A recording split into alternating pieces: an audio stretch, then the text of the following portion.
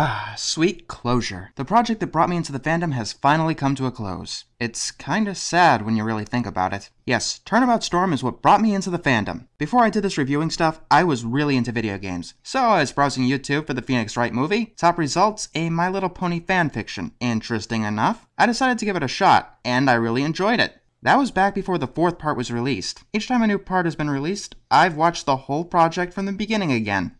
I have a lot of free time. Rainbow Dash has been accused of murder. The racer, Ace Swift, was electrocuted to death in the Everfree Forest. The murder weapon was a storm cloud bearing her hoofprints. However, it's more than it seems. Rainbow's friends are convinced that she didn't do it, but how do they prove it? Bring in the greatest defense attorney in the universe. That just so happens to be Phoenix Wright.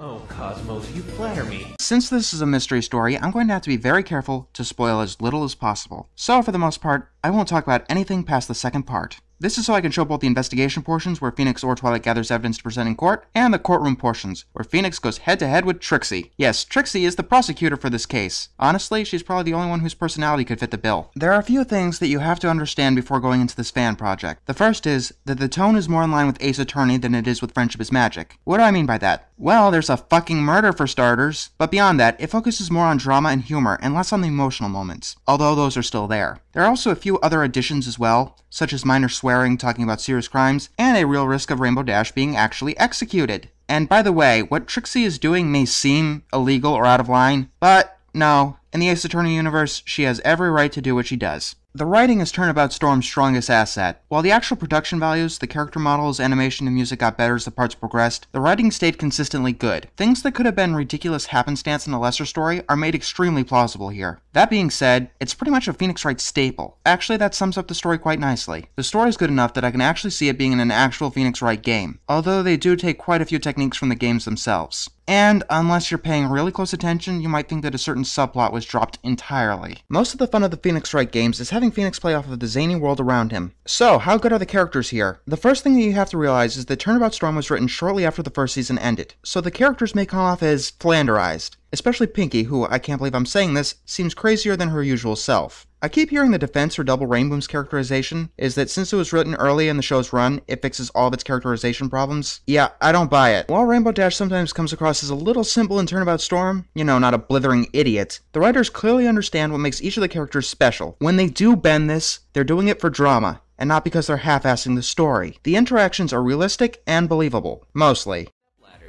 Cupcakes have frosting on them, like how stepladders have a folding frame, while muffins are usually plain, like the ladder's flat.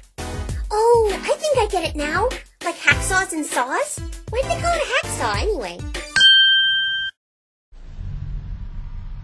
I don't get it. It doesn't hack. Hacking is what you do with daggers and axes. And knives!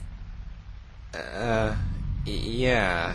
Riddle me this. Which would be scarier, knowing what she's talking about, or not knowing what she's talking about? Applejack and Rarity, while totally in character, are very underused. They each get less than 30 minutes of screen time in a 7.5-hour production. I suppose that's better than just shoehorning them into the story for no reason, and they do get some closure at the end, so it's not all bad. Although Scootaloo and Sweetie Belle fans may be very disappointed, since they don't appear at all until the very end after the trial is over. I said prior that the production quality goes up with each subsequent part. It starts out with static vectors over static backgrounds, but when they get to the actual courtroom parts, there's actual lip syncing. In the final part, we have actual animated demonstration, courtesy of Mr. Poninator. The music is primarily instrumental tracks of both the Phoenix Wright and My Little Pony franchises, and everyone has their own specific background theme, so according to the music, there's nothing really to talk about. The best crossovers explain things pretty well for both franchises, so no one will be lost, without bogging it down with redundant information. I don't know how well the Phoenix Wright side is explained for the Friendship is Magic audience, but vice versa, everything is explained in a decent and sometimes even humorous way. Well, except for the inevitable question of why the hell am I enjoying something from the My Little Pony franchise?